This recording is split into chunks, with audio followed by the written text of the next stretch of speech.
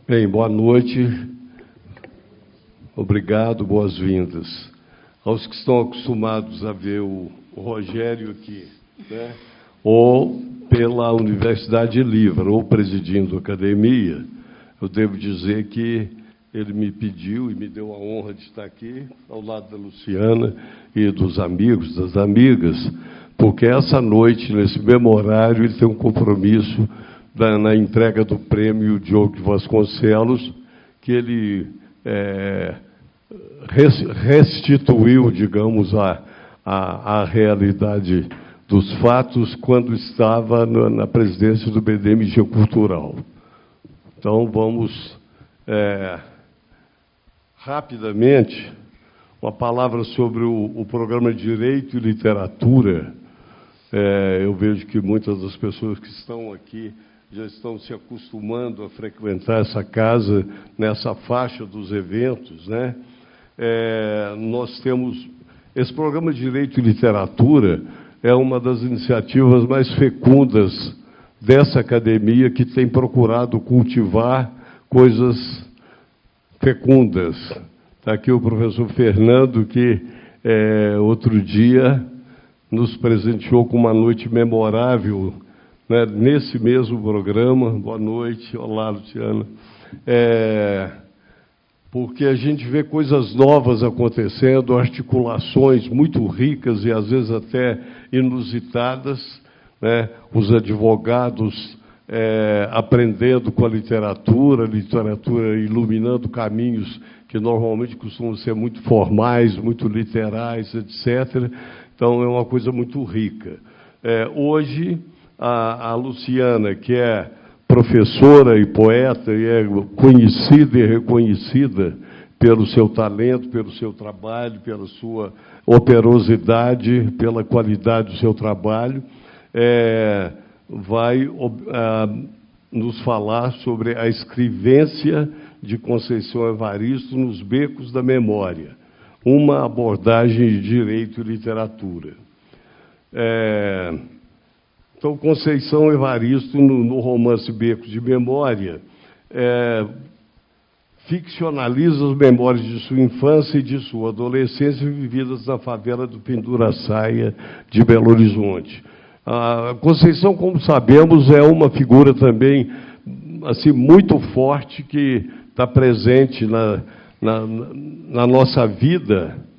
E eu vou dizer a vocês uma coisa aqui fora do escrito, que eu lamento muito que ela não tenha conseguido sucesso na sua tentativa de se eleger para a Academia Brasileira, mas eu quero dar uma palavra aqui de quem conhece um pouco como funcionam essas coisas por dentro. A Conceição demonstrou, assim, um apoio enorme que nós prevíamos, todo mundo previa que ela tivesse, mas houve uma coisa absolutamente fundamental que não foi feita. Pelo que eu sei, ela não pediu voto a ninguém. Então, isso é uma coisa que quem quer entrar na academia é igual você querer se eleger para qualquer cargo sem conversar com o eleitor. Eu estou falando isso publicamente aqui, não é nenhuma crítica à estratégia, mas assim, lamentando que esse caminho é um caminho equivocado, de fazer pressão, de querer que se reconheça, quando quem vai votar não é consultado, não é envolvido, não é isso? Bom, isso estava me incomodando há muito tempo. Eu estou falando isso aqui meio num desabafo, numa coisa que me deu muita pena que tivesse sido assim, né? Mas Luciana Pimenta é mineira, ela diz que é dos Gerais. Quais são os seus Gerais em geral? Eu nasci aqui, mas eu cresci em Corinto. Eu nasci aqui, mas eu cresci em Corinto. Ah, Corinto. Corinto. Maravilha. Ali, logo ali. Aquelas poeiras que não fazem Exatamente, mal para o pulmão, né? Corinto, Curvelo e tudo aquilo ali, né? Uma carne de sol. Isso mesmo. Maravilhosa, que em geral não é de sol, é de sereno. É de sereno. Né? Essas peculiaridades, né? Mas, então, a Luciana é professora no curso de Direito da PUC, doutora em Direito também pela PUC e mestre em Filosofia Social e Política pela UFMG. Há alguns anos desenvolve pesquisas no campo de Direito e Literatura, conjugadas com estudos filosóficos. Vocês veem que é um tempero, uma mistura, assim, que acho que nem Dona Lucinha pensaria fazer, né? Não é? É uma coisa assim, de muito talento, de muito bom gosto. Então, ela é líder do grupo de pesquisa de Direito e Literatura, um olhar para as questões humanas e sociais a partir da literatura da PUC Minas. E pertence à Rede Brasileira de Direito e Literatura e do grupo de pesquisa Mulheres em Letras, da UFMG. É autora de 3 livros de poemas, eu acho que não são só 3, não, está aqui. Ah, não, já está, né, Morada. Que são, então, Aprendizagem no Espelho, Heranças e Morada. Está aqui ainda quentinho para mim. Já saiu do forno há um pouco mais, né, um pouco mais de tempo. É um belíssimo, eu estava dizendo ela agora mesmo, é uma literatura que é leve, é forte e toca imediatamente. É uma coisa, a Flávia sabe bem como é que isso se faz, e eu tenho muita alegria. Um dia ainda quero chegar lá. Tá? Bom, então a sua obra foi objeto de estudo no 11º Colóquio de Mulheres em Letras, na Faculdade de Letras da Universidade Federal de Minas Gerais, em 2017, intitulado Enraizamento Poético em Luciana Pimenta, do qual também participou como escritora convidada, partilhando a mesa com outros escritores mineiros. Então, uma nota sobre o programa de Direito e Literatura, que tem como objetivo estreitar o diálogo entre os 2 campos do saber, a partir de conferências que vão mostrar como eles se relacionam. Serão 5 sessões, sempre às quintas-feiras, nos meses de abril, maio, junho e agosto. Então é isso, vamos ouvir Luciana Pimenta. Obrigada. Bom, muito boa noite a todos e todas. Eu quero começar agradecendo, né, o convite que me foi formulado pela Academia Mineira de Letras nesse programa, Universidade Livre, para estar aqui, essa noite, uma vez mais, conversando sobre direito e literatura. E quero agradecer de antemão, a cada um de vocês que tirou um pedacinho do tempo, de hoje para estar aqui, nesse momento em que a gente se partilha.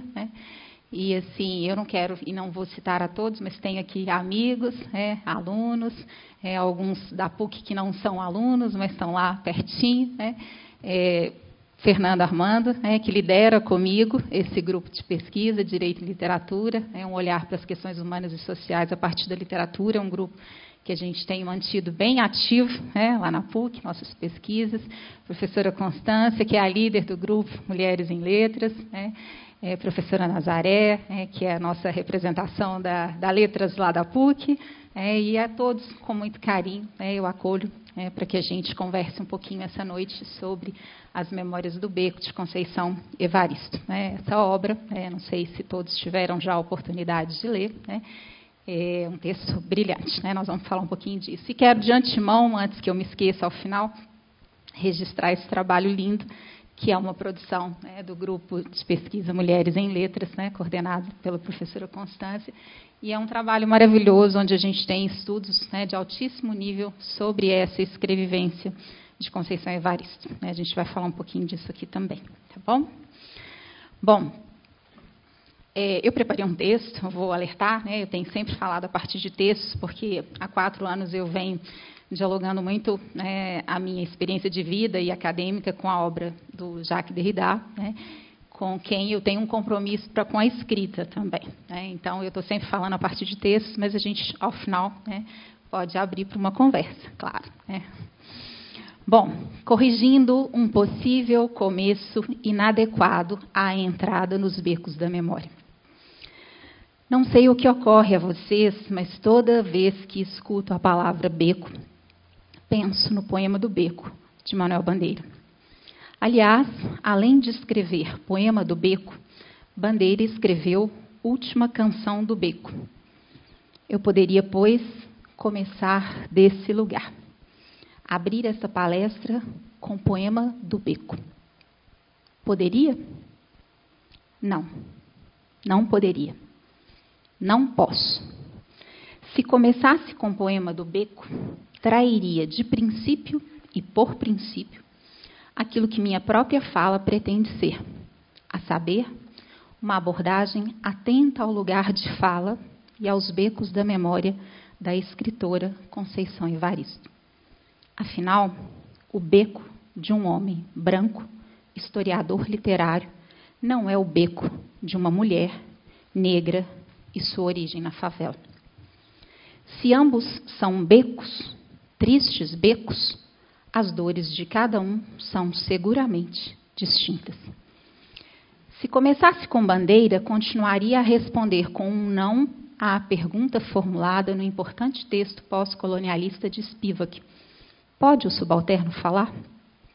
Ao contrário, todo o meu desejo é responder sim a essa pergunta. Aliás, em alguma medida, é o que pretendo que aconteça nesta noite, pedindo desculpas de antemão por não ser eu uma mulher negra. Também eu, qual bandeira, no sal da minha pele, também na minha cor, sobretudo na cor, pouco sei sobre o beco de Conceição Evaristo e das muitas mulheres negras de nossa história. Atrevo-me a dizer que sequer uma mulher negra do hemisfério norte poderia ser na pele de uma mulher negra do Brasil ou da África. O que farei aqui, pois, é emprestar a minha voz e o meu olhar aos becos da memória de Conceição Evaristo, assumindo o risco inevitável de alguma miopia. Como lembra Djamila Ribeiro, o lugar social não determina uma consciência discursiva sobre esse lugar. Porém, o lugar que ocupamos socialmente nos faz ter experiências distintas e outras perspectivas. Gostaria de esclarecer, então, que não podendo assumir o lugar de fala de uma mulher negra, o que farei aqui é partilhar com vocês o meu sentir e pensar sob uma perspectiva desconstrutiva, à qual interessa, no quadro das muitas hierarquias e binariedades que compõem a história do humanismo, trazer à tona a dimensão ou o polo subalternizado, com vistas a sinalizar possíveis deslocamentos teóricos e vivenciais. Partamos, então, de um poema da própria Conceição Evaristo, para marcar aqui um começo comprometido com a justiça que, sendo impossível, é sempre admirada pelos movimentos da desconstrução. Vozes mulheres. O poema está na tela. A voz de minha bisavó ecoou criança nos porões do navio. Ecoou lamentos de uma infância perdida. A voz de minha avó ecoou obediência aos brancos donos de tudo. A voz de minha mãe ecoou baixinho revolta no fundo das cozinhas alheias, debaixo das trouxas, roupagens sujas dos brancos, pelo caminho empoeirado, rumo à favela. A minha voz ainda ecoa versos perplexos com ruínas de sangue e fome. A voz de minha filha recorre todas às nossas vozes, recolhe em si as vozes mudas, caladas, engasgadas nas gargantas. A voz de minha filha recolhe em si a fala e o ato, o ontem, o hoje, o agora. Na voz de minha filha se fará ouvir a ressonância e eco da vida liberdade. Começo com esse poema voz, com essas vozes femininas reunidas e recolhidas, de gerações de sofrimento e dor, para que se façam ouvir nesta noite. Ouvir essas vozes não seja ouvir essas palavras. A palavra nunca é o que se esforça por dizer. Não é um significante dotado de um significado prévio. Não há significado prévio. É preciso ouvir as vozes por baixo da trama tecida. Eu proferi palavras. Eu proferi lamentos. Eu não proferi palavras. Eu proferi lamentos de uma infância perdida, perdida nos porões de um navio. Fechemos os olhos. Em algum momento é preciso ser cego para ouvir as experiências trágicas e traumáticas. Sintamos o cheiro abafado desse lamento. Eu proferi a envergadura de um corpo subserviente aos brancos donos de tudo. Sintamos este peso.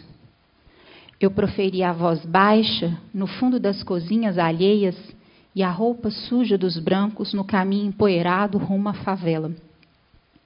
Eu proferi esse caminho, sua falta de beleza, a perplexidade que ele gera diante das ruínas de sangue.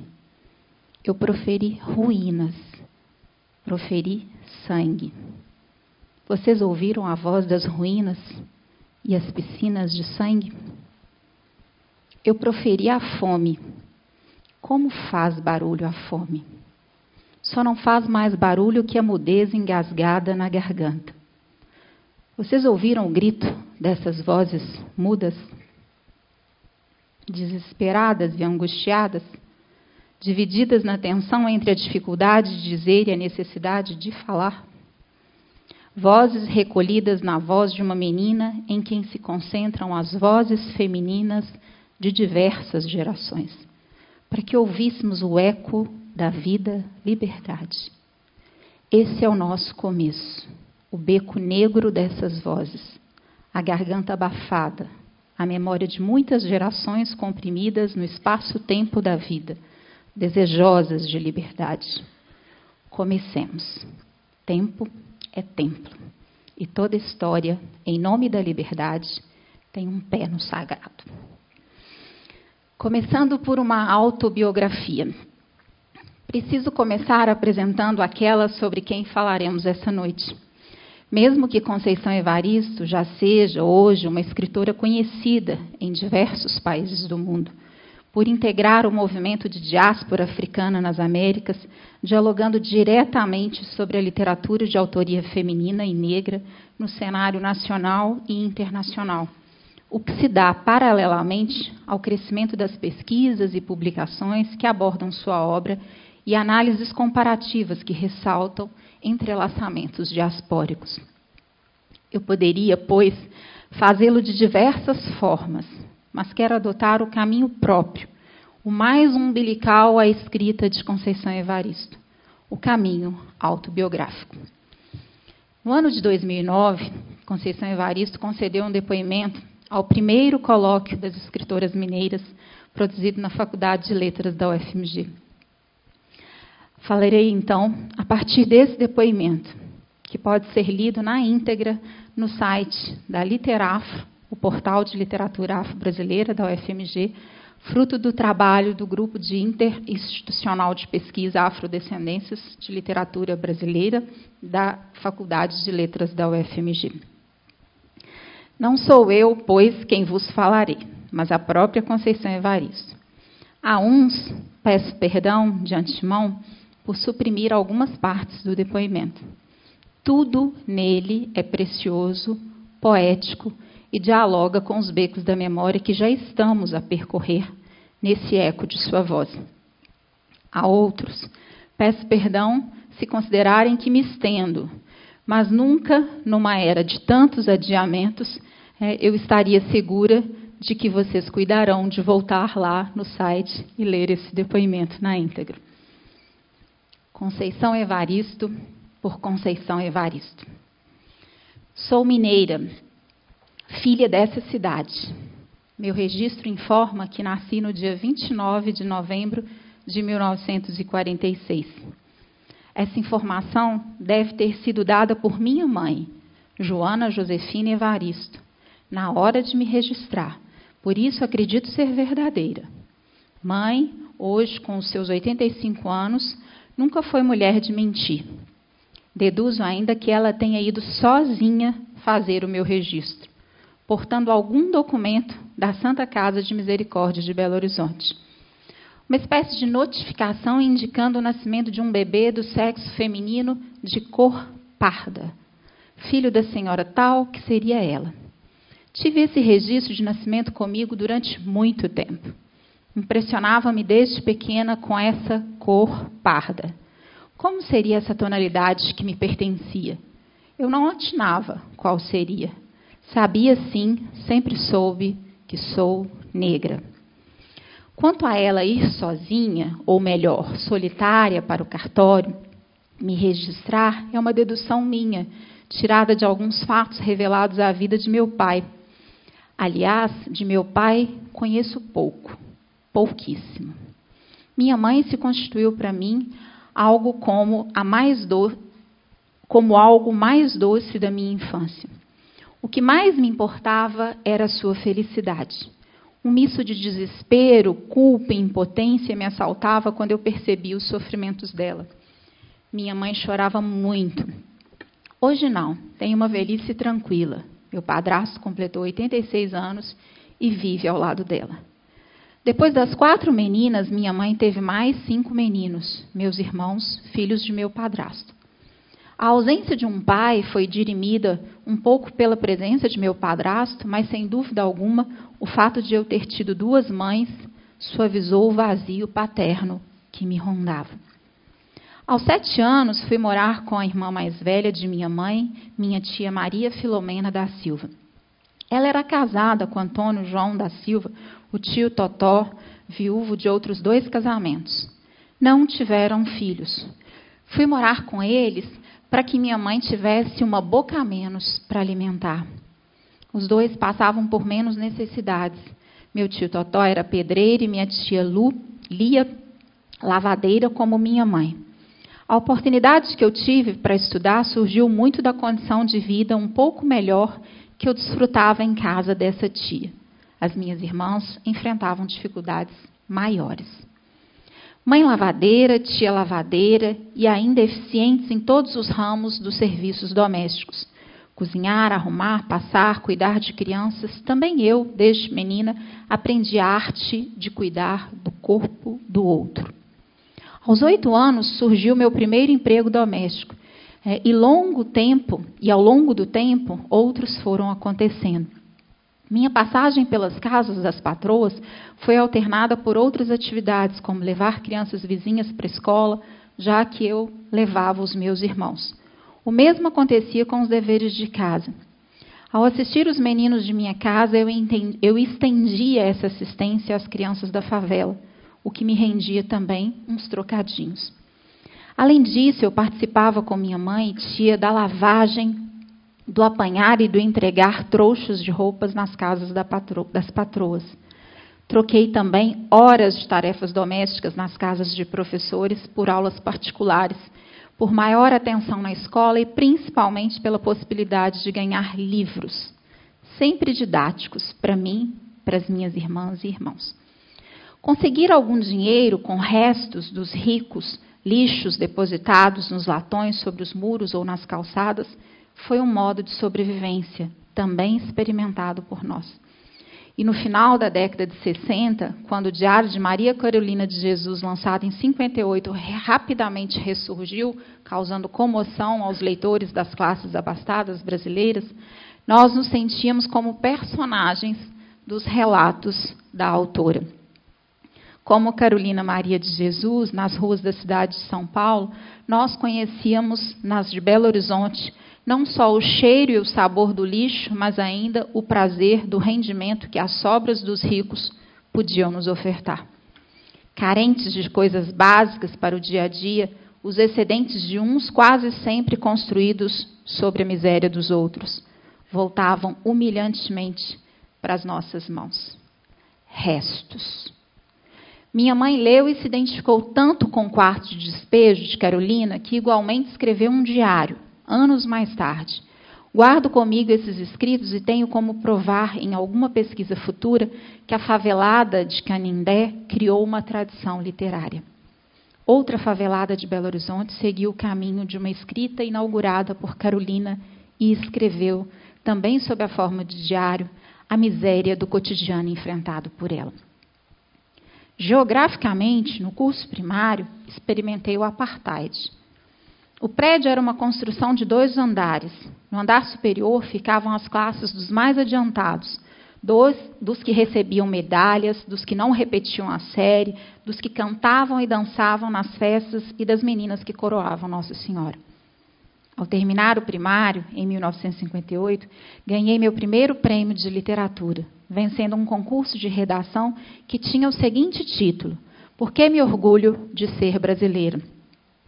Quanto à beleza da redação, reinou consenso entre os professores.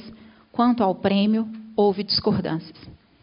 Minha passagem pela escola não tinha sido de uma aluna bem comportada. Esperavam certa passividade de uma menina negra e pobre, assim como de sua família. E não éramos. Tínhamos uma consciência, mesmo que difusa, de nossa condição de pessoas negras, pobres e faveladas. Durante toda a primeira infância, até ali, por volta dos 10 ou 11 anos, morou conosco, em um quartinho à parte, um tio materno, Oswaldo Catarina Evaristo. Esse meu tio havia servido à pátria, lutado na Itália na Segunda Guerra Mundial. Ao retornar ao Brasil, lhe foi oferecido um cargo de servente na Secretaria de Educação.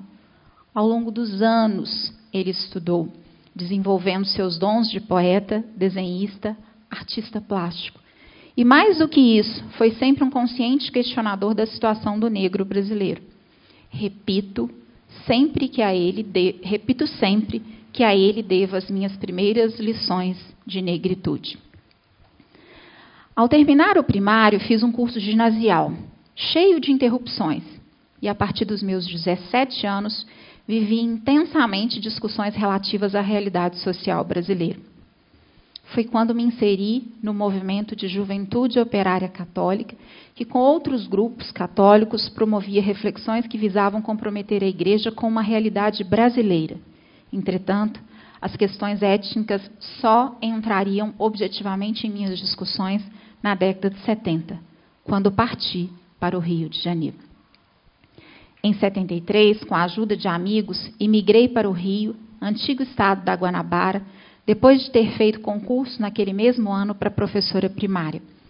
Eu havia terminado o curso normal no Instituto de Educação de Minas Gerais em 71. Tinha sido um período particularmente difícil para minha família, e outros estavam sofrendo com um plano de desfavelamento que nos enviava para a periferia da cidade. Ao distanciarmos do centro de Belo Horizonte, não tínhamos nada, a não ser uma pobreza maior.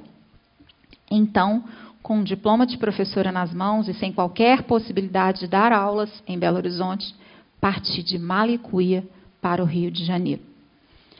Gosto, entretanto, de enfatizar que não nasci rodeada de livros.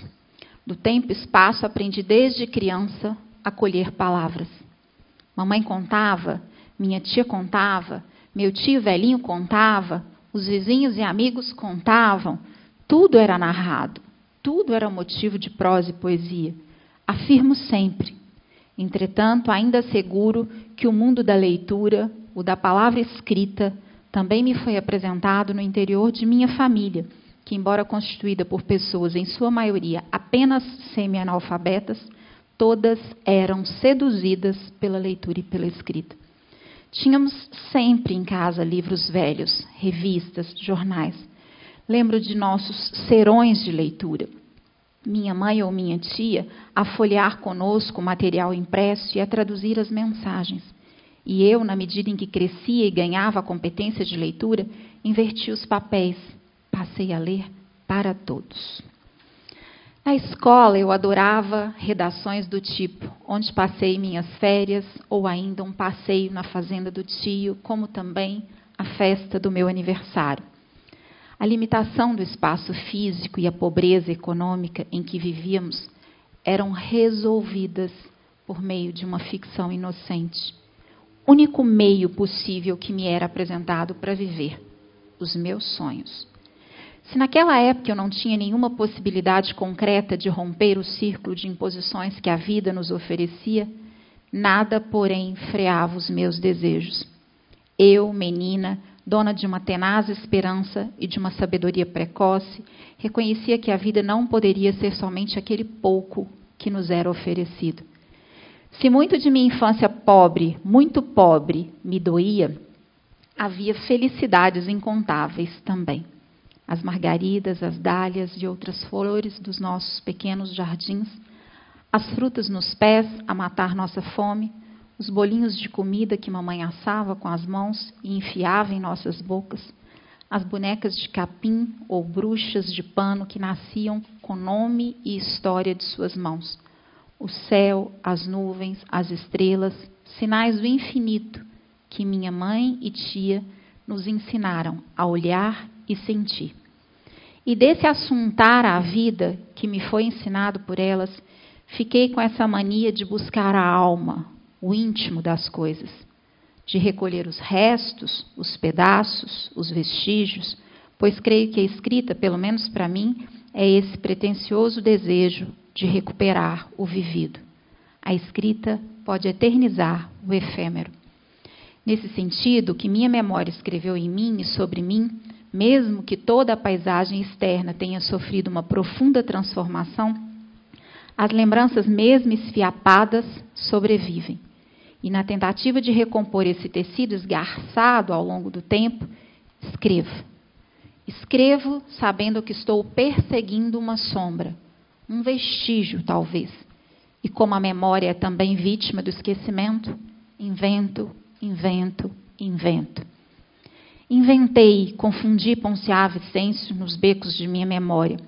E dos becos de minha memória imaginei, criei, aproveitei a imagem de uma velha Rita, que eu havia conhecido um dia, e ainda desses becos posso ter tirado de lá a Ana da Venga. Quem sabe da Venga não seria o primo de Negro Alírio? E por falar em becos da memória, voltei hoje de manhã à Rua Albita, outra. Dali só reconheci a terra. Sim, a terra, o pó, o barranco sobre o qual está edificado o mercado do Cruzeiro, no final da rua. Observei que a edificação do prédio conservou na base parte do barranco, sem cimentá-lo. Pude contemplar o solo, base da construção.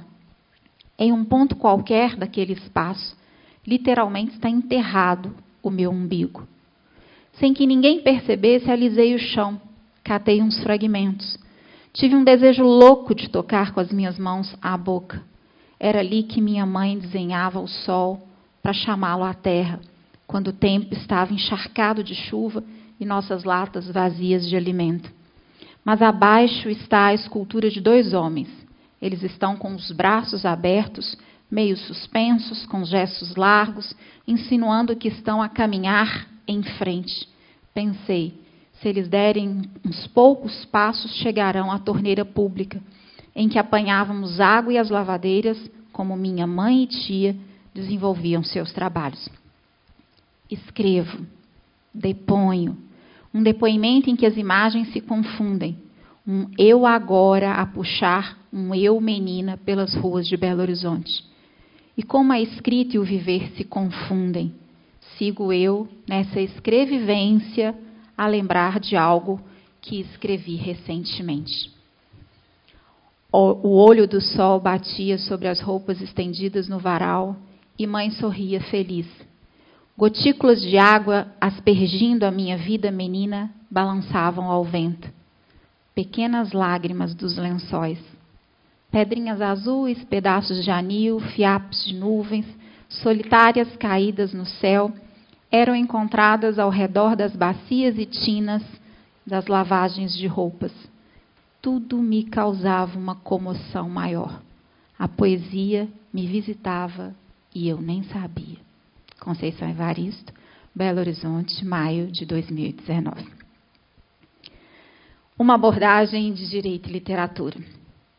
As escrevivências de Conceição Evaristo nos esperam, mas talvez seja preciso tecer aqui algumas considerações acerca do direito e literatura enquanto linha de pesquisa.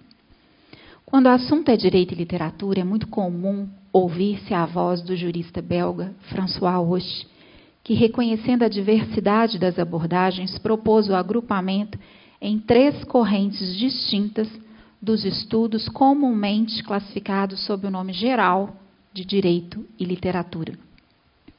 A primeira corrente, sob a rubrica Direito da Literatura, estuda a maneira como a lei e a jurisprudência tratam os fenômenos literários.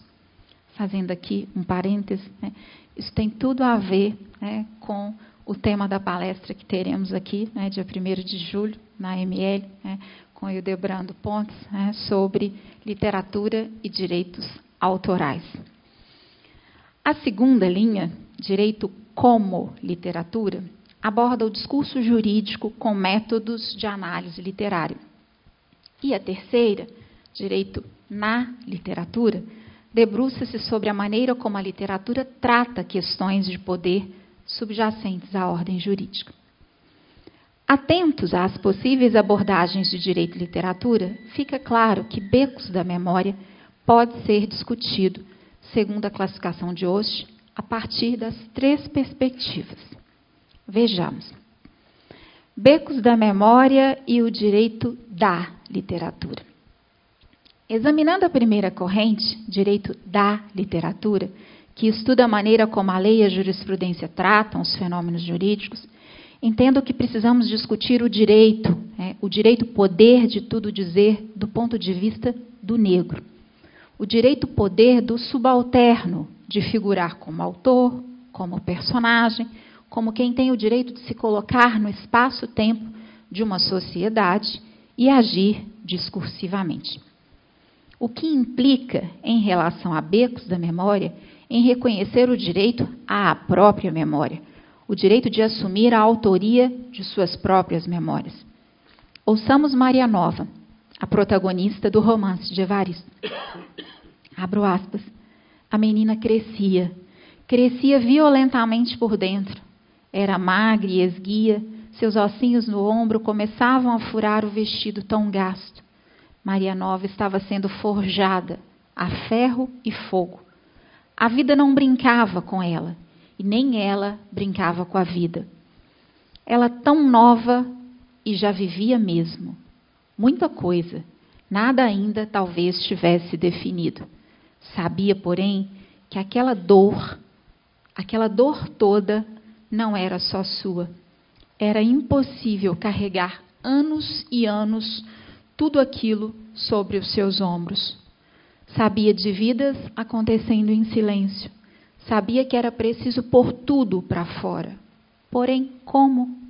Maria Nova estava sendo forjada a ferro e fogo. Fecho aspas.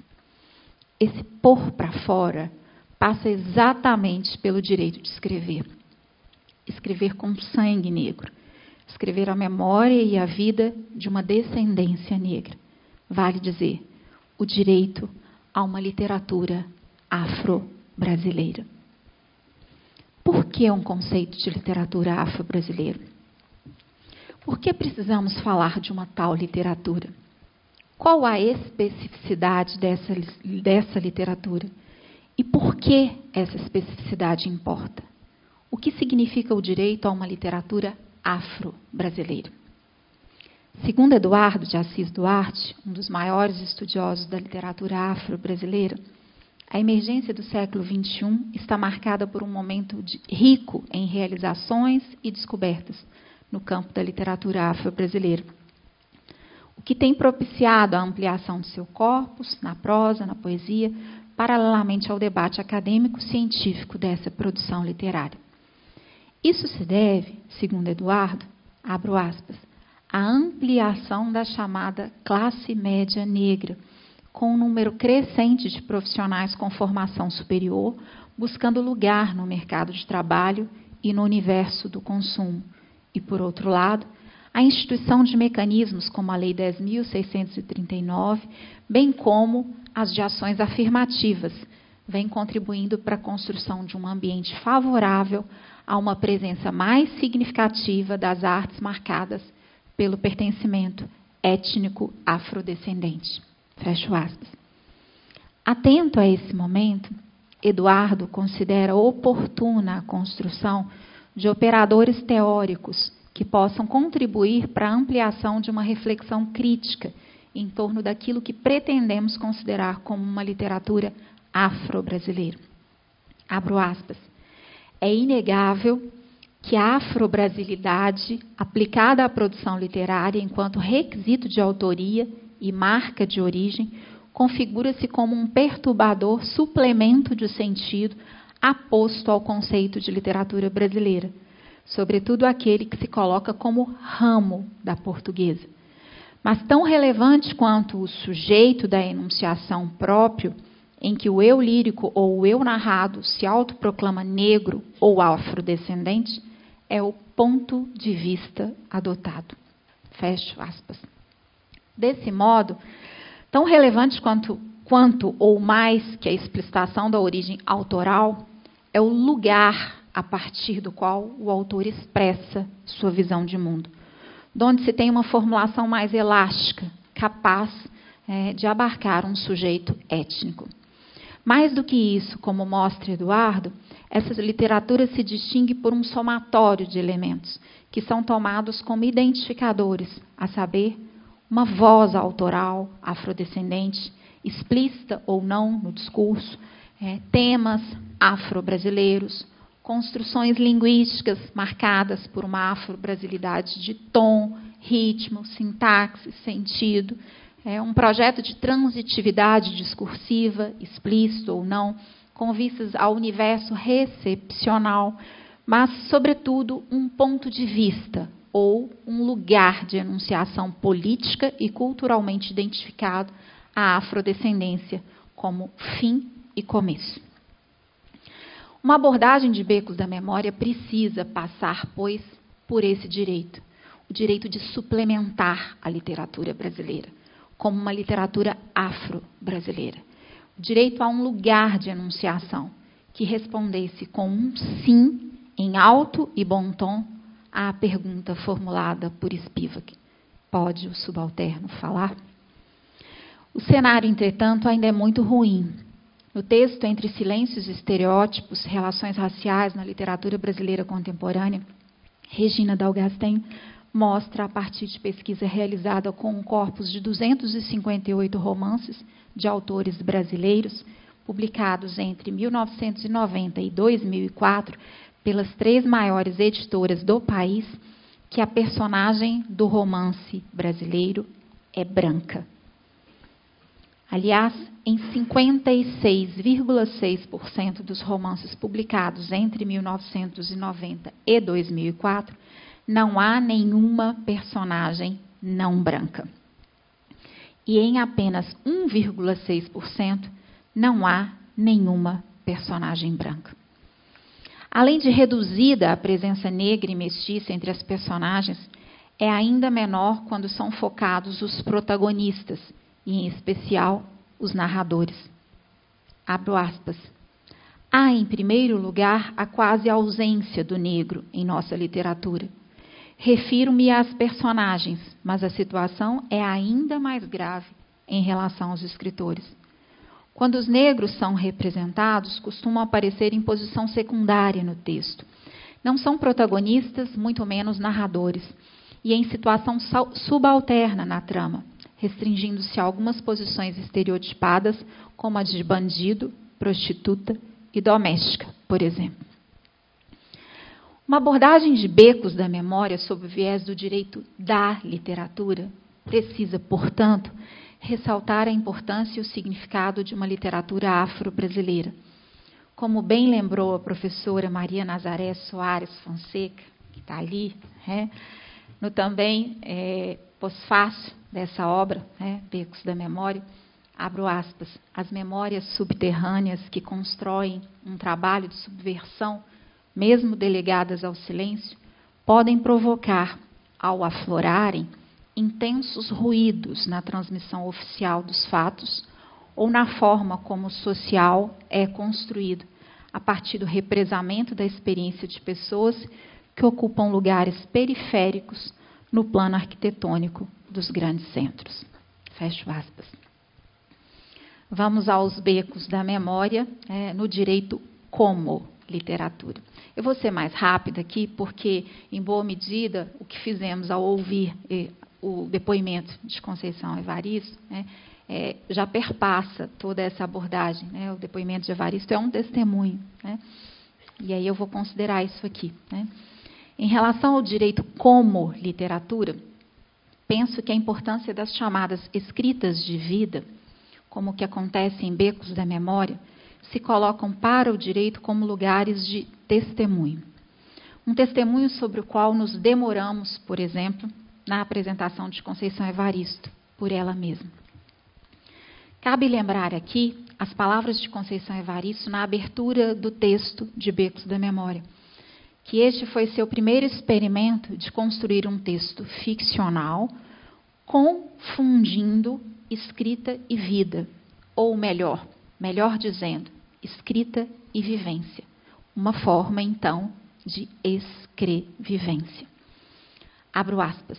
Escrevo como uma homenagem póstuma à avó Rita, que dormia embolada com ela, a ela que nunca consegui ver plenamente, aos bêbados, às putas, aos malandros, às crianças vadias que habitavam os becos de minha memória. Homenagem às lavadeiras que madrugavam os varais com roupas ao sol, às pernas cansadas, suadas, negras, aloiradas de poeira, do campo aberto onde aconteciam os festivais de bola da favela. Homens, mulheres, crianças que se amontoaram dentro de mim, como amontoados eram os barracos de minha favela. Sintamos um outro poema. Favela. Barracos montam sentinela na noite. Balas de sangue derretem corpos no ar. Becos, bêbado, sinuosos labirínticos, velam o tempo escasso de viver. Becos da Memória se passa na favela. Ali onde o tempo de viver é escasso, onde o sangue jorra de cima para baixo e escorre das pernas de mulheres que perdem seus filhos não nascidos. A favela ali vivenciada é a do Pinduraçaia, localizada na região central de Belo Horizonte, onde hoje se tem a edificação do mercado municipal.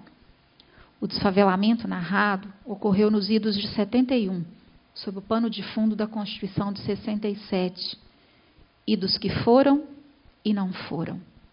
Uma favela se desfez. Uma década depois, um movimento constitucional marcaria a emergência de uma Constituição democrática. Ano passado, celebramos seus 30 anos. A mulher balzaquiana ali estava, mimada e burguesa. O racismo não se desfez. A desigualdade não cessou. Minorias continuam lutando para ter voz. O direito a essa voz é indiscutivelmente o direito a dar testemunho e a ter esse testemunho como um acontecimento que movimente a compreensão e as estruturas sociais do direito. Becos da Memória e o direito na literatura, também compreendido como direito através da literatura. Neste domínio, o mais buscado pelos estudos de direito e literatura, uma abordagem de Becos da Memória suscita o debate de questões jurídicas como a violência, em suas diversas formas, as muitas faltas, as precariedades das formas de vida, as desigualdades, o racismo, o processo tratorante e torturante do desfavelamento. Alimentam-se aqui o debate entre as questões de fato e as questões de direito, com a qual o direito tem tanta afinidade. Alguém diria que a diferença é que os fatos, neste caso, sendo colhidos de um texto literário, seriam fictícios. Eu pergunto, ao contrário, se não seria a vida, em toda a sua trama, isso, o que chamamos real, um grande texto literário e, por isso mesmo, ficcional? Em outras palavras, haveria mesmo uma linha divisória entre o real e o ficcional, ou entre realidade e ficção? Não seria a realidade uma grande arquitetura conceitual que inventamos para estruturar as narrativas dos nossos mundos da vida? Os fatos de que falamos se dão a sentir de uma ponta a outra no texto. Como lembra a professora Nazaré, abro aspas, não é por acaso que o livro se estrutura a partir de contrapontos que permitem os fatos acontecidos em diversos períodos e que eles venham à tona sem que se perca a intenção de registrar, quase como um relato, em saber etnológico, as mutações que impedem o desenrolar de histórias não sujeitas a grandes sobressaltos. Fecho aspas. Abandonarei aqui um pouco a construção do meu texto para trazer a público 3 passagens de becos da memória, que permitem uma excelente abordagem de direito através da literatura. A primeira delas é sobre o processo de desfavelamento. O plano de desfavelamento também aborrecia e confundia a todos. Havia um ano que a coisa estava acontecendo. A favela era grande e haveria de durar muito mais. Dava a impressão de que nem eles sabiam direito por que estavam erradicando a favela. Diziam que era para construir um hospital ou uma companhia de gás, um grande clube, talvez. As famílias estavam mudando há um ano, mas tempos antes já havia ameaça de que tudo iria acontecer. De tempos em tempos apareciam por lá engenheiros para medir a área. Não se sabia, os pretensos donos seriam de uma companhia particular ou se gente de governo. Vinha o medo. E quando o plano de desfavelamento aconteceu, na prática, fomos todos descobrir que os pretensos donos éramos nós. Eles, sim, é que eram os donos verdadeiros, ou os porta-vozes como tais. Nós, cada qual, ajuntava seus trapos e, mesmo estando com o coração cheio de dor, mesmo estando com o coração cheio de rancor, partíamos. O segundo trecho é sobre a metáfora do buracão, que é uma metáfora que também daria um belíssimo trabalho sobre direito através da literatura. No meio da área onde estava situada a favela, havia um buraco imenso que crescia sempre e sempre na época de chuvas com os constantes desbarrancamentos. O local era conhecido como buracão. O buracão era grande, maior que o mundo, talvez.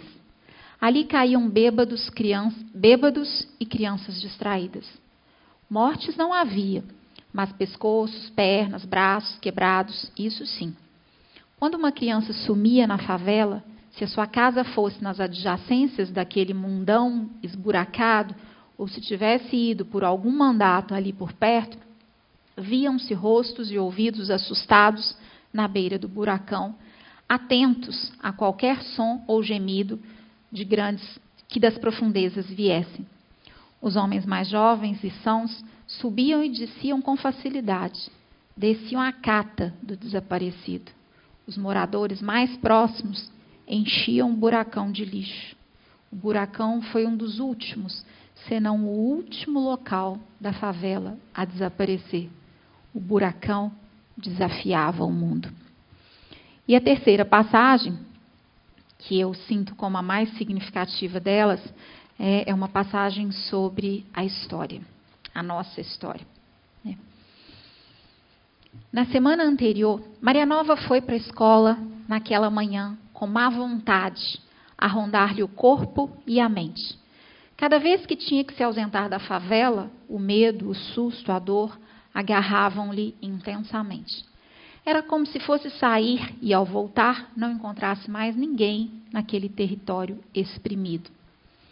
Na semana anterior, a matéria estudada em História fora Libertação dos Escravos. Maria Nova escutou as palavras da professora e leu o texto do livro. A professora já estava acostumada com as perguntas e com as constatações da menina. Esperou. Ela permaneceu quieta e arredia. A mestra perguntou-lhe qual era o motivo de tamanho alheamento naquele dia. Maria Nova levantou-se e disse que, sobre escravos e libertação, ela teria para contar muitas vidas. Que tomaria a aula toda e não sabia se era bem isso que a professora queria. Tinha para contar sobre uma senzala que hoje seus moradores não estavam libertos, pois não tinham nenhuma condição de vida. A professora pediu que ela explicasse melhor, que contasse com mais detalhes. Maria Nova fitou a professora, fitou seus colegas. Havia tantos ali, alguns eram até amigos. Fitou a única colega negra da sala e lá estava Maria Esmeralda, entregue à apatia. Tentou falar. Eram muitas as histórias nascidas de uma outra história que trazia vários fatos encadeados, consequentes, apesar de muitas vezes distantes no tempo e no espaço. Pensou em tio Totó, isso era o que a professora chamava de homem livre?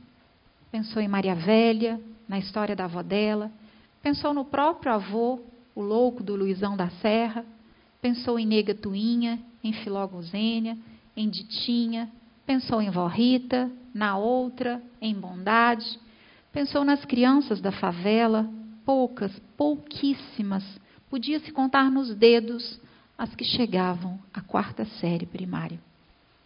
E entre todos, só ela estava ali, numa 2ª série ginasial, mesmo assim, fora da faixa etária, era mais velha em 2 anos que os colegas. E ainda estava em vias de parar de estudar, a partir do momento que tivesse que mudar da favela. Pensou em Negro Alírio e reconheceu que ele agia querendo construir uma outra e nova história. Para encerrar, sem encerrar, abrindo-me aqui para conversar um pouco com vocês, sobre direito e literatura e sobre as escrevivências dos becos da memória, quero, poeta que sou, me alinhar a Conceição Evaristo e fazer um coro poético por essa luta feminina para deixar um outro legado à geração de mulheres que nos sucederão. Ao fazê-lo, em nome das mulheres, para as mulheres, estou certa de que estou contemplando um mundo mais justo também para os homens. Retrato de mulher. Se queres me conhecer, não me olhes da janela do teu mundo viril e concreto. Se quer vejas em minha boca vermelha do mesmo sangue, jorrado em versos de uma linhagem, um adorno para a alegria dos olhos teus. Cuida de ver em meus pés os rastros do chão de onde vieram e nunca saíram, qual vida no sertão, derramada para alimentar fome e sonho.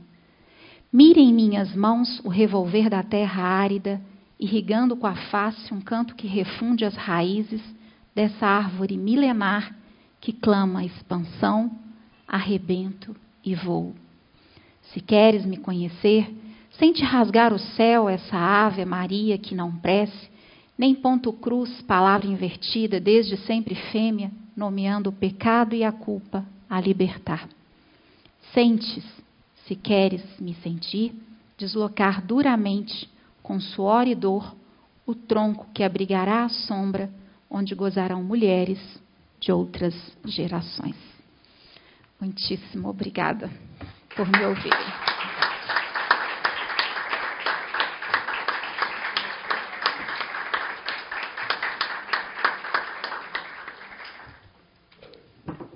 Obrigada, querida. A palavra está livre. Vocês que perguntem sempre pelo microfone, porque nós estamos gravando a sessão. Eu vou pedir licença e fazer uma coisa meio dirigida. Eu queria pedir a Nazaré que desse uma palavra agora, imediata, assim. Eu acho que é diferente a sua palavra, né, qualificada e foi citada aqui duas sempre. Vezes, né, professora? Foi citada aqui 2 vezes. Então, isso. Fala para a gente sua leitura então, de Becos da Memória. Eu acho que depois da fala da Luciana e da beleza do seu texto, e da propriedade de tudo que você falou, eu acho que eu não teria que acrescentar assim, a minha palavra. Eu queria só, talvez, dizer que, na verdade, quando nós falamos de lugar de fala, é como eu entendo. A gente está falando do lugar de onde a gente fala, né? Então, eu sempre, todas as vezes que eu falava num espaço que não era o meu espaço de atuação, eu sempre falei de onde é que eu falava. Eu sou professora universitária, eu dizia de onde que eu vinha, de qual lugar que eu vinha, para a gente, de certa forma, legitimar a palavra da gente naquele espaço. Então, nesse espaço, eu acho que fica autorizado qualquer um a falar. O que a gente não pode fazer é, por exemplo, você não fez isso. No seu belo texto, você respeitou o lugar da escritora como ficcionista que ela é. não é? A experiência que ela traz no texto dela, já misturando as fronteiras entre realidade e ficção. Mas o seu direito de leitora, o seu direito de teórica desse lugar, literatura e direito, tem que ser muito preservado, entendeu? Então, não é, eu acho que o lugar de fala não significa que nós vamos abrir mais fronteiras. Então, só negro pode falar de negro, só branco pode falar de branco. Não é isso que eu acho. Eu acho que quero te parabenizar, porque você respeitou esse lugar de fala da escritora, mas você deu para a gente uma beleza do seu lugar de fala como teórica, o seu lugar de fala como leitora do texto da Conceição a partir de um lugar teórico, que é o lugar da literatura e direito. Estou te falando isso porque a gente ouve muita efervescência, às vezes, com relação a esse lugar de fala. E se nós ficarmos cada vez mais achando que só pode falar sobre literatura afro-brasileira ou literatura negra, aqueles que são negros ou que se consideram afro-brasileiros, nós estamos aguçando fronteiras que já existem, não é? Eu acho que o que nós temos que fazer é esse belo respeito que você apresentou aqui, de respeitar o texto da Conceição e respeitar e dialogar com ele do seu lugar de fala, que é de uma pessoa que trabalha nesse espaço da crítica, que trabalha predominantemente com esse lugar da relação entre literatura e direito. Quero só parabenizá-la pelo o seu texto e a oportunidade que você nos deu de ouvir. E eu acho que a leitura que você faz desse termo que nós estamos discutindo, né, que é a questão da escrevivência, que nós estamos discutindo qual o funcionamento desse termo que a Conceição usa, maravilhosamente ela usa isso, porque, pelo que você demonstrou aí com o seu texto, ela não esconde que a literatura que ela produz está calcada naquilo que ela viveu, mas ela fala também, eu invento. Sim. Ela não nega isso que ela inventa. Então, sabe, então não é... Ela está dizendo o tempo todo que esse lugar que ela cria no texto dela é um lugar que está trazendo essas memórias subterrâneas, essas memórias silenciadas, né, pela própria tradição literária brasileira, trazendo essas memórias já filtradas pela capacidade da memória, mas principalmente porque ela fala de um lugar de escritora, ela fala de um lugar de poetisa magnífica que ela é, e de ficcionista. Então, eu acho que é isso que ela está querendo que a gente... E você respeitou isso de maneira maravilhosa. Parabéns para você, não teria mais que falar nada sobre isso. Muito bem. Professora Constância, não quer aproveitar e complementar também, ou fazer alguma observação? Por favor. Estamos na academia, esse é o cantinho da academia, vamos aproveitar. Obrigada.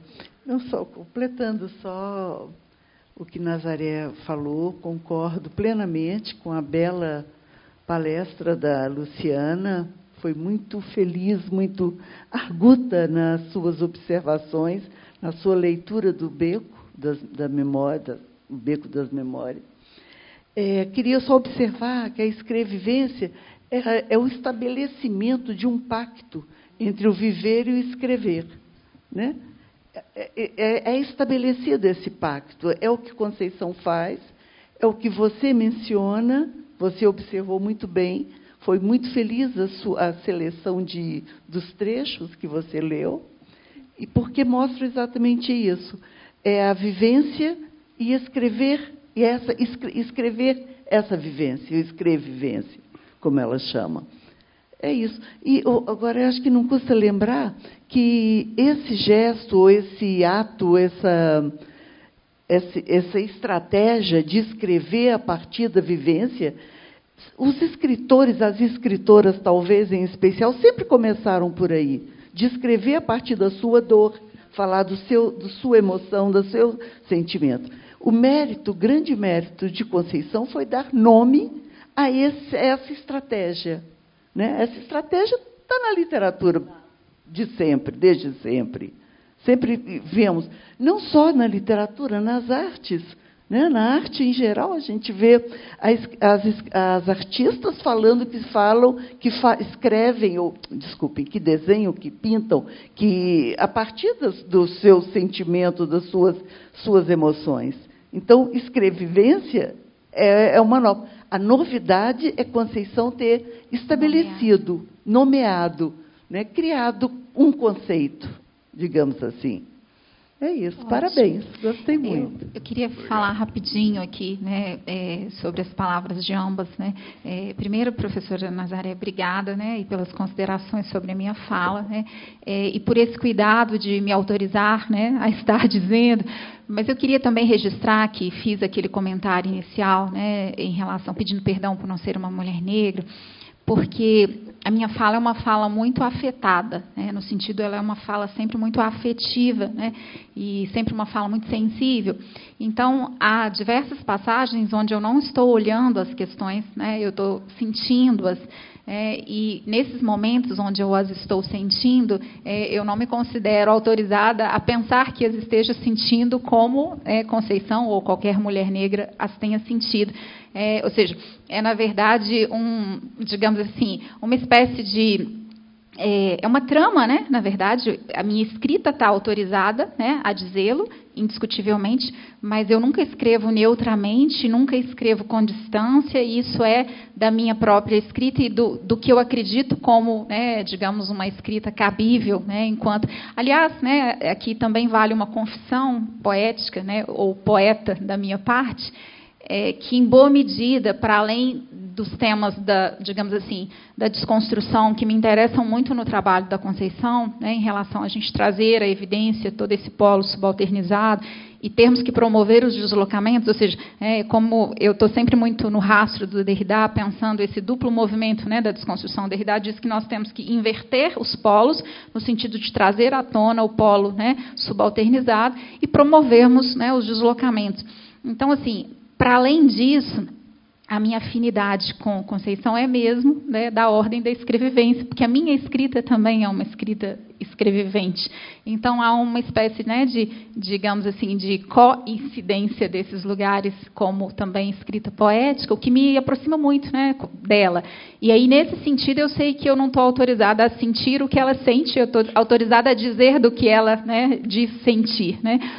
E muito bom, professora Constância, né, nos lembrar aqui, de fato, né, talvez tenha ficado pouco expressivo na minha fala, que esse é um termo da Conceição. Né? Eu acho que eu mostrei a passagem que ela, por 2 vezes, diz isso, mas eu não sei se é do conhecimento de todos, que, de fato, ela, né, alcunha esse termo, né, escrevivência, e isso, né, digamos, ganha aí, né, a projeção na literatura, que nos autoriza também a usar esse termo, né, porque, como a professora Constância está lembrando, de fato, essa é uma circunstância ou estratégia, né, ou, digamos, situação literária que, né, esteve desde sempre instalada, mas o nome, né, que se dá a ela como escrevivência, que, aliás, é um nome belíssimo, eu não sei vocês, mas, assim, eu tenho um enorme encanto pela expressão, talvez porque nós usamos pouco o termo vivência, né? A gente fala muito de experiência de vida, por exemplo, né?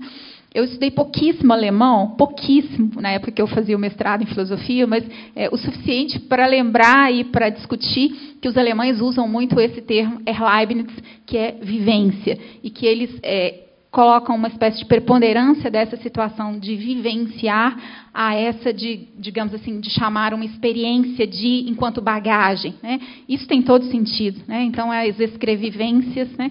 Ontem eu respondi a um questionário que uma menina que está estudando os meus textos também me mandava sobre essa coisa da escrita, como é que a gente produz e tal. E aí, uma das respostas, eu começo com essa fala, ou seja, minha escrita é aquilo que a Conceição Evaristo chamou de uma escrevivência, né? Porque ela é mesmo isso, né? Todo mundo que já leu algum dos meus livros de poemas sabe que é isso que eu faço, né?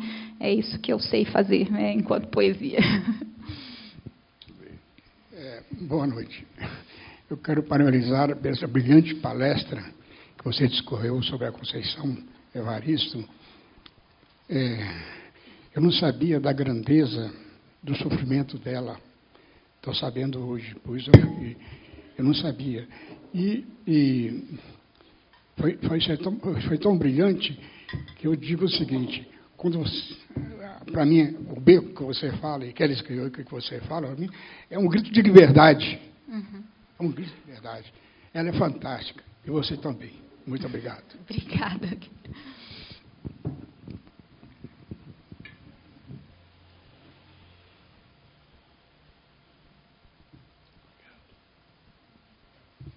Fernando lá. Flávia. Professor Fernando Antônio, com a palavra Armando. indispensável. Fernando Armando. Fernando Armando, ó. Desculpa. Bom, boa noite, parabéns à Luciana. Fico muito feliz de tê-la como parceira aí nesse projeto e sua participação aqui, que é esse projeto, né, que o professor Rogério Tavares, como presidente, então presidente diretor, né, da Universidade Livre, reitor, magnífico reitor, né, da Universidade Livre, me convidou a organizar, né, essa série de encontros. Então, o caro Olavo já fez aí o comercial, mas nós teremos ainda mais encontros em agosto e em setembro ainda esse ano, né? Sempre às quintas-feiras, em julho não vai haver, e tem sido sessões muito prazerosas, de muito aprendizado, né? E como essa que tivemos a oportunidade de desfrutar aqui hoje com a Luciana, né?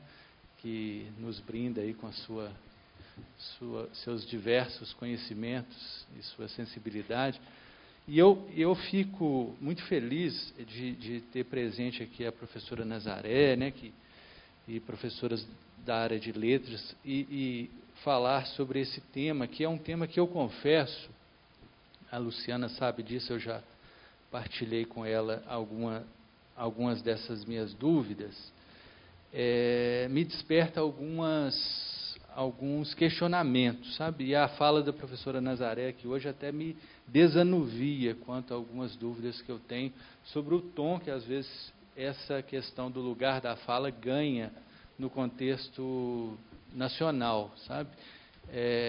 E assim, das questões, né, se me permite uma questão de trazer, que eu acho assim, que a literatura é um espaço que eu a vejo, pelo menos na contribuição que, inclusive, que eu acho que pode ser mais efetiva para o direito, no sentido de ser quase que uma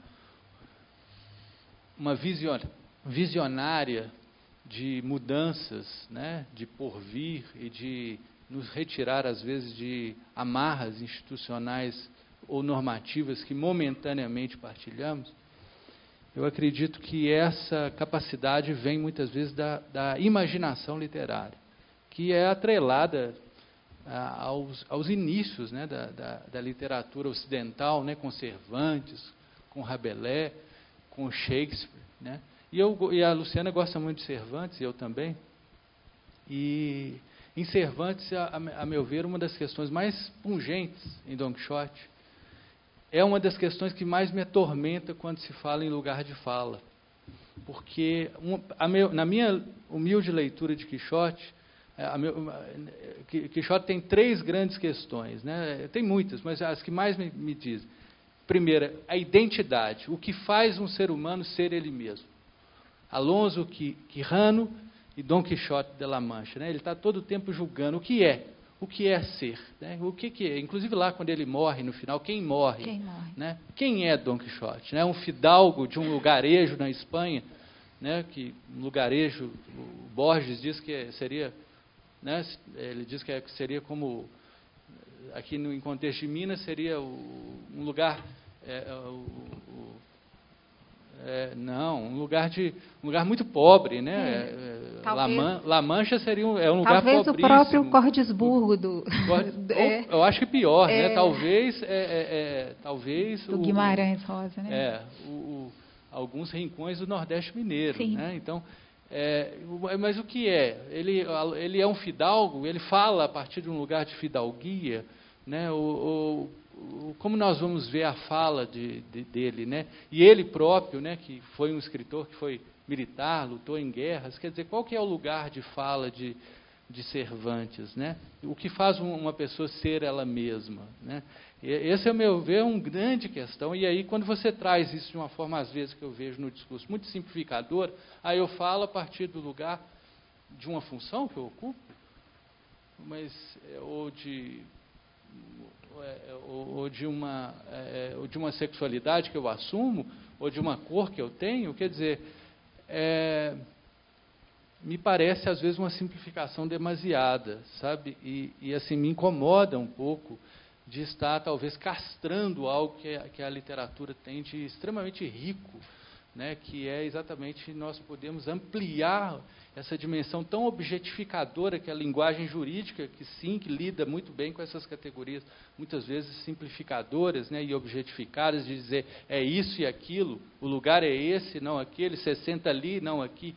Né? Então, me incomoda um pouco esse lugar de fala a partir disso, e a partir, por exemplo, né, eu acho que um relato dos mais belos de uma mulher nordestina, pobre, doente, feia, é feita por uma mulher que não é nordestina, né, não é nem brasileira, não é belíssima, nunca foi pobre e nunca passou fome. Né? Macabeia na Hora da Estrela. Né? Aquilo é uma beleza, né? Quem não se deixa tocar.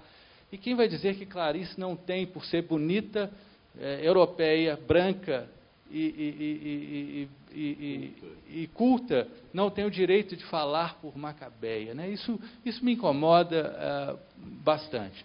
E eu fico muito feliz de ver a fala da professora Nazaré, né, que desanuvia que eu realmente, às vezes, ouço no direito e literatura algumas visões que são um pouco radicalizantes dessa ideia.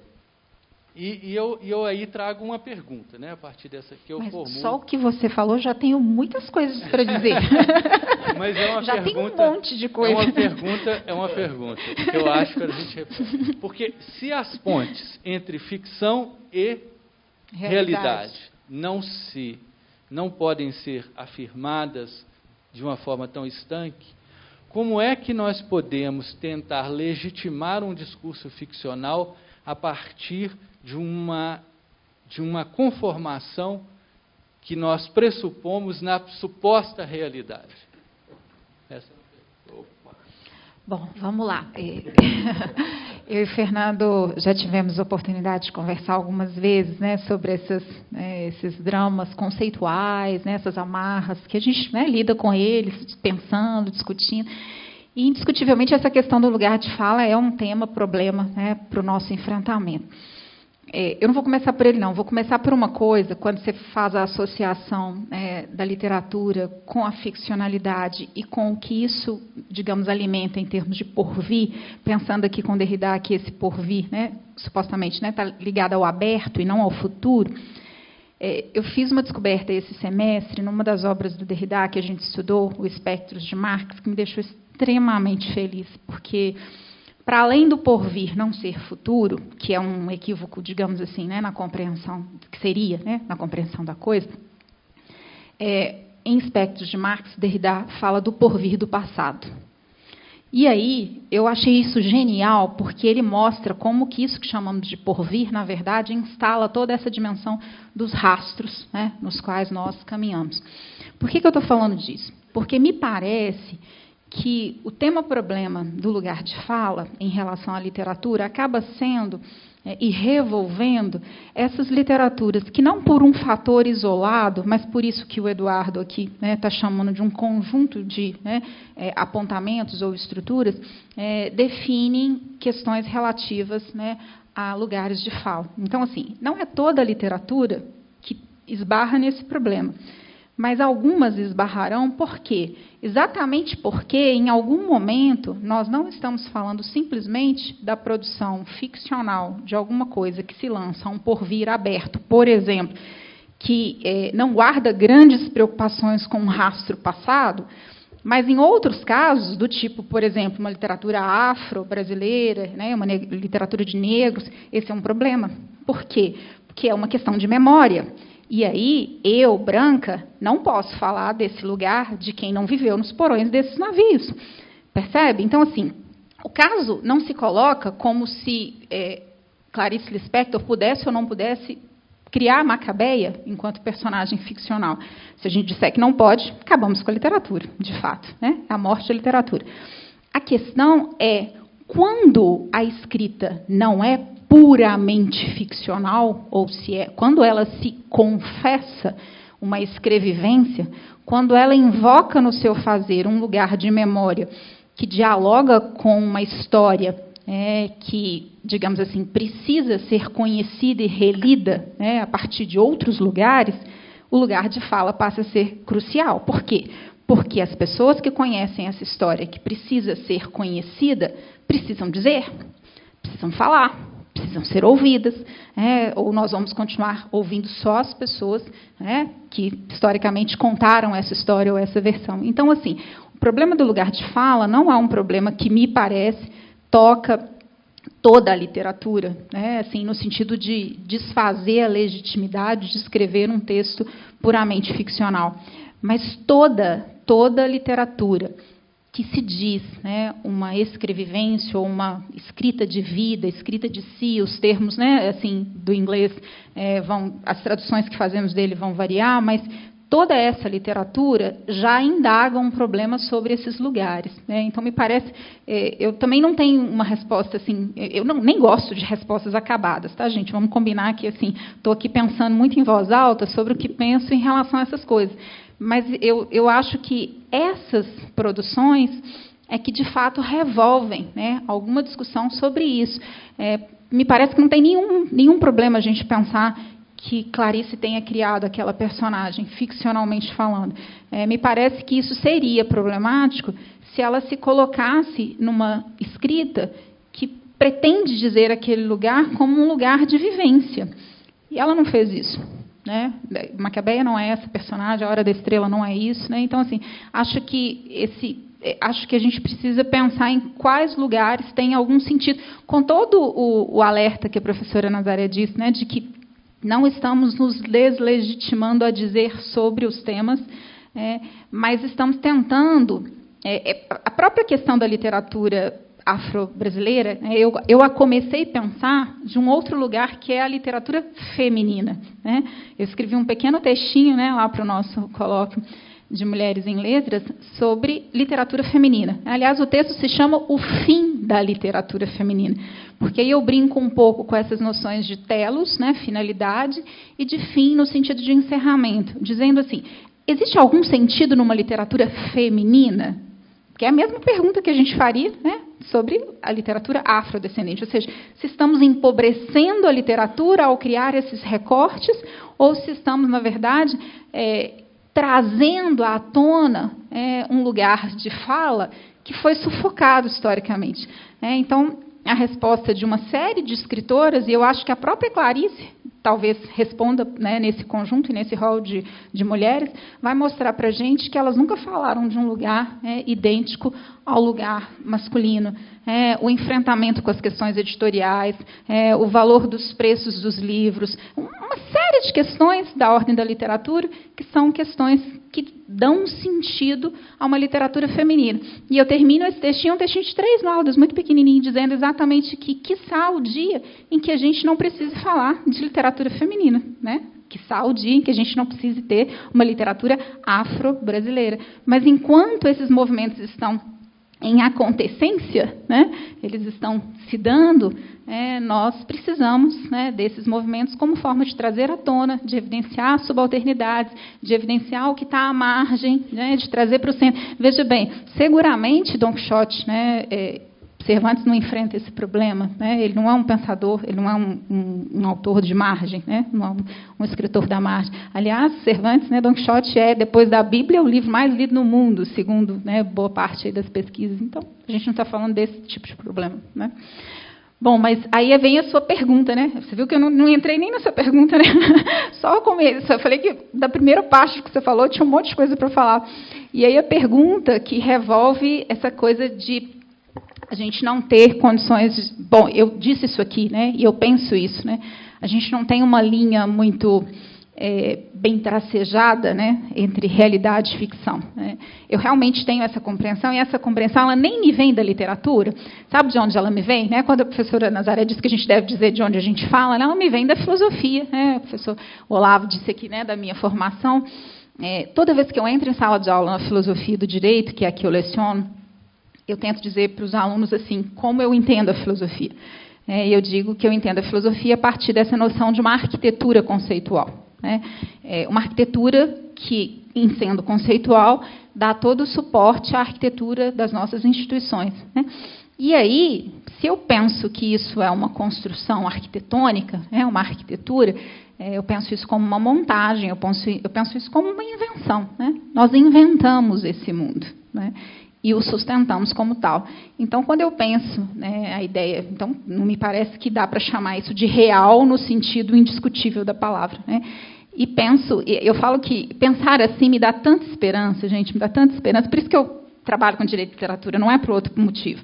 Por quê? Porque se nós construímos esse mundo, né, mundo, vasto mundo, né, e precário mundo, eu tenho esperança de que a gente pode construir outro, não é? Eu só trabalho com direito de literatura por esse motivo. Porque se construímos um tal mundo, nós podemos, desconstruindo, construir um outro mundo. Né? Acho que é isso. Né? É um pouco essa maneira como eu penso essa relação entre realidade e ficcionalidade.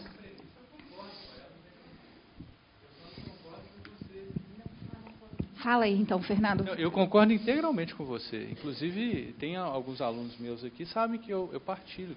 Eu acho que a literatura... E quando eu digo esse lado de visionário da literatura, eu estou exatamente... Você falou aí muito melhor do que eu falei, né? Mas a minha ideia é exatamente essa. Né? De poder nos retirar de amarras institucionais que, eventualmente, nós partilhamos. Mas aí que vem a minha dúvida, é como é que você, então, legitima... eu concordo com a premissa sua, totalmente. Realidade e ficção se fundem. Mas se fundem, como que você pode pretender legitimar a ficção num suposto domínio de uma realidade, que você já assumiu como sendo não tão real assim? Entendeu? Esse legitimar é o no sentido de gente... porque o lugar de fala, você vai afirmar uma função, uma cor, uma tradição, enfim, uma série de coisas que pertencem a um domínio do que nessa dualidade que você tenta superar se chamaria o real, não é? Não é isso? Eu não sei se eu estou entendendo bem a sua questão, mas assim, pegando, por exemplo, com Derrida, quando ele diz que a gente tem que promover a desconstrução com os elementos que a gente está desconstruindo, né, me parece que a gente não escapa disso. Né? A gente faz ficção a partir dos referentes, no primeiro momento, né, que a gente consegue visualizar. Qualquer coisa diferente disso cai no que a gente chama, né, das chamadas literaturas de absurdo ou fantásticas, coisas do gênero, sim, que também, né, não são muito bem-vindas, digamos assim, mas que sempre nos soam muito mais estranhas. Né? É como pensar a gente lendo Kafka lá, né, a Metamorfose, e aquilo tudo é muito estranho. A gente tem que, de fato, fazer o quê? O pacto de ficcionalidade. A gente tem que aceitar entrar no pacto de que alguém se transforma numa barata, né, o Gregor Samsa, na primeira página do livro. Né? Ao invés de fechar o livro, a gente, né, assina o pacto, né, tacitamente, e dá sequência. Né? É isso, assim, eu não estou entendendo, porque assim, a gente faz literatura a partir desse estar no mundo. Né? A gente faz literatura, não conseguimos separar as coisas. Mas esse estar no mundo, como a professora Nazaré bem frisou, ela mesmo, a Conceição, que fala tanto em escrevência, ela vai dizer, eu invento. Sim, e aí eu concordo. Tá, aí então fortalece ótimo. a sua premissa. Então ou deixa... seja, realidade e ficção se fundem. Sim. E se elas se fundem, não é um bom caminho você tentar dizer que ela tem algum tipo maior de legitimação para falar sobre isso, porque ela tem pés mais fincados nessa realidade. Você volta a afirmar a dualidade. Eu penso, entendeu? Que... A meu ver, você cai numa contradição. Você diz que realidade e ficção se separam, mas você vai dizer assim, não, ele fala a partir do lugar de professor, ou ele fala a partir do lugar de negro. E ser professor ou ser negro são lugares de uma suposta realidade. Veja bem, me parece que esse fundir é um fundir como um grande tecido, sabe, Fernanda? Assim, pelo menos é como eu estou lendo. Acho que essa fusão, né, da realidade e ficção é uma fusão de muitas tramas e muitos tecidos. Dizer que, por exemplo, o que eu chamo de realidade seja também ficcional, não exclui o reconhecimento de que nós, historicamente, reconhecemos o funcionamento dessa ficcionalidade como se real fosse, né? E é o que chamamos de tal. Então, embora seja ficcional, porque inventamos, funciona e opera dentro da mesma lógica do pacto, né, que fizemos para a literatura, fazemos para o direito. Aliás, para o mundo da vida, né? Aliás, o que mais nos pede o pacto de realidade é o direito, né? Que aceitemos todas as ficcionalidades do direito como se reais fossem. O direito nos pede isso a todo instante. Então, nada exclui. E aí, veja bem, então é uma grande trama, porque é verdade, assim, nós estamos num plano que é ficcional, mas ele funciona dentro de uma série de lugares e de um conjunto de estruturas que atuam como se reais fossem, que é o que Foucault chamaria, por exemplo, né, do peso das estruturas sobre a nossa própria realidade, como que isso cria, por exemplo, alguns conceitos que são completamente estruturais, digamos assim, né? Mas, mais do que isso, eu queria falar uma coisa. Quando a Conceição diz que ela inventa, né, ela está fazendo uma escrevivência, mas ela diz invento, invento, invento, e parece que tem uma coisa aqui que é da ordem da psicanálise, que é extremamente importante para a gente pensar a escrita de vida, que é o fato de que somos incapazes de recuperar o fato em si mesmo, né? Isso nos é impossível. Então, qualquer retrospecto que fazemos da ordem da memória é inventivo. Estamos sempre inventando. Se a gente faz análise e se põe a falar lá com o analista, a gente não está no plano da descrição. O discurso é expressivo e nunca descritivo. Então, a gente está sempre inventando. Não escapamos da invenção.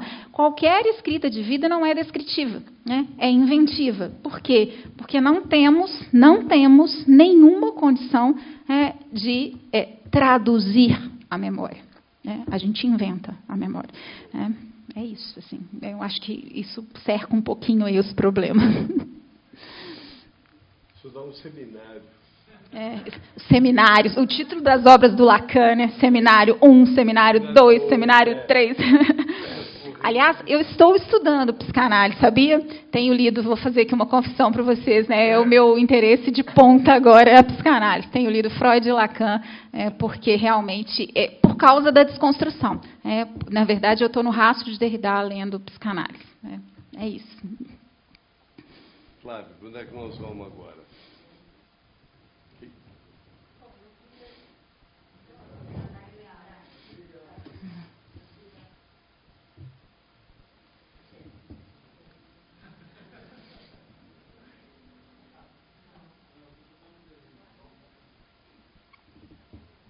Ajuda aí, Guto. Deixa o Guto ver a voz do dono, que é negocinho do...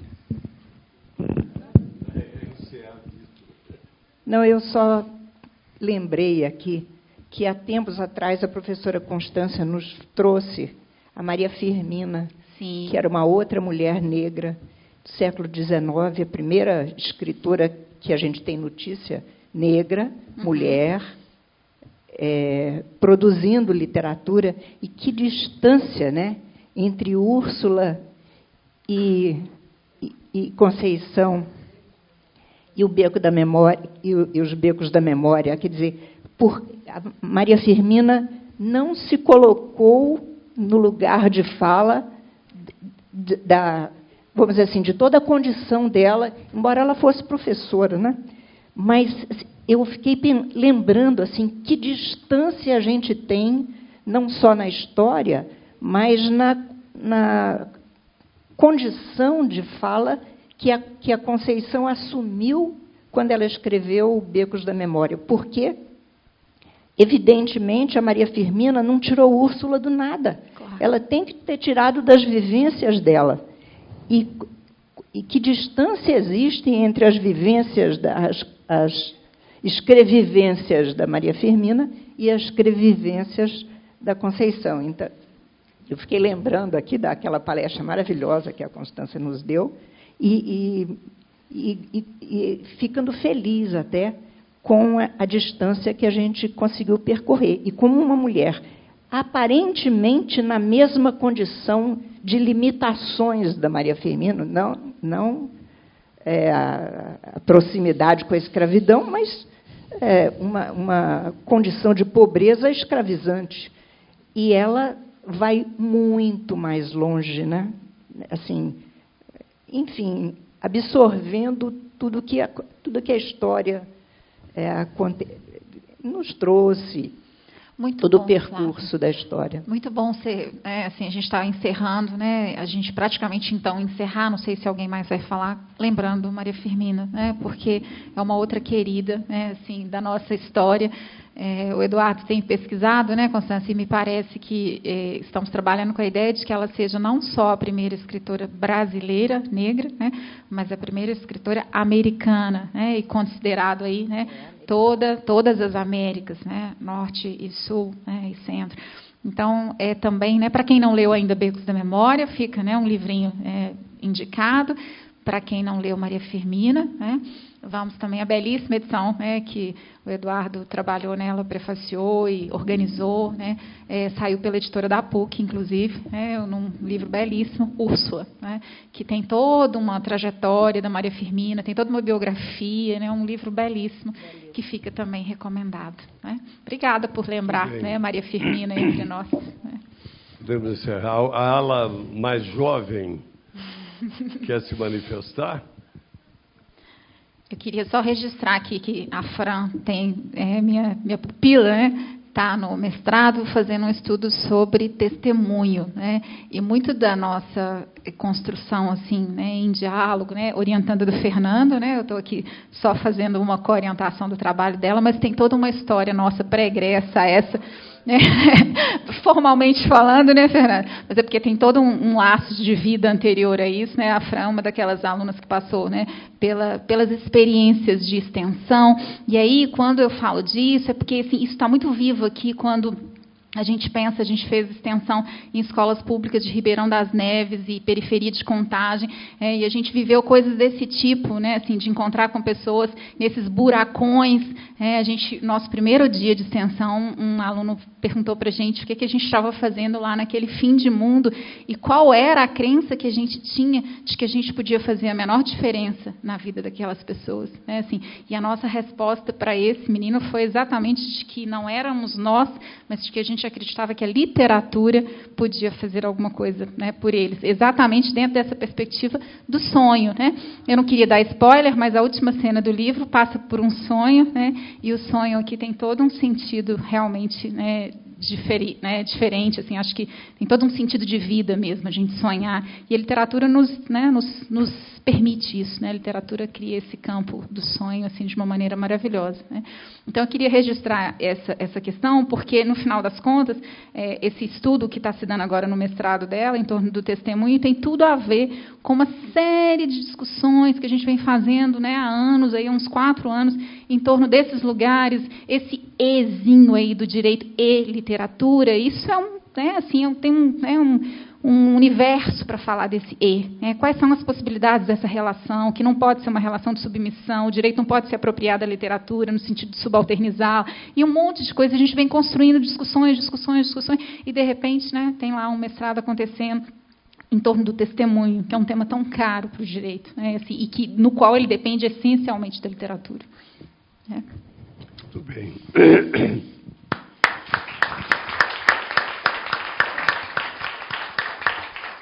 Obrigada. Bom, quero agradecer a Luciana uma vez mais pela sua presença conosco aqui. Essa fala sempre vibrante, sempre intensa, sempre enraizada e profunda, mas também com voos da poesia que, né, Obrigada, fazem parte de você. Fernando, Armando e Luciana, obrigado.